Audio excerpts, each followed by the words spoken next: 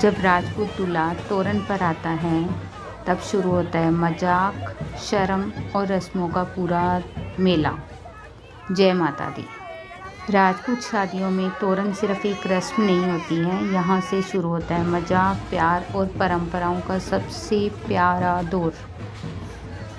जैसे ही बीन राजा तोरण के पास पहुँचता है, घर वाले करते हैं उनके साथ बहुत सारा मजाक, इतनी हंसी ठिठोली जिसकी आवाज़ आपको सुनाई दे रही हो।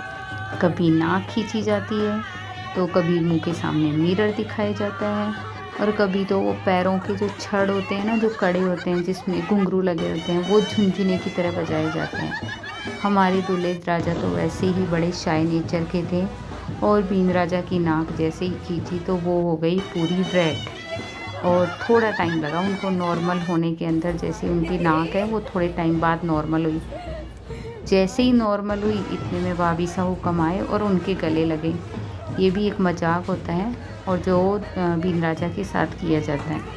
ये सारे मजाक जैसे ही ख़त्म होते हैं तब स्टार्ट होता है लड्डू रिचुअल। लड्डू रिचुअल में क्या होता है कि जो दुल्हन होती हैं, मतलब कि जो हमारे बाईसा हैं, वो लेके आते हैं एक चावल का लड्डू और ऐसा माना जाता है कि अगर ये लड्डू उनके दिल पे लगा तो रहेंगे बाईसा राज हमेशा दिल में, और अगर सिर के ऊपर से चला गया तो रहेंगे जवाईसा हमेशा बाईसा के कदमों में और बाईसा रहेंगे जवाईसा से ऊपर। उसके बाद की जाती है झिलमिल आरती। काकी साहू कुम ने की झिलमिल आरती और घाघड़ी गमका के लिया जवाईसा को घर के अंदर। अब जवाईसा जाएंगे फेरों के लिए। उससे पहले और भी बहुत सारे रिचुअल होते हैं। पंडित जी पूजा करवाएंगे और फिर उसके बाद मतलब गठजोड़ा होगा और फिर लेके जाएंगे फेरों में।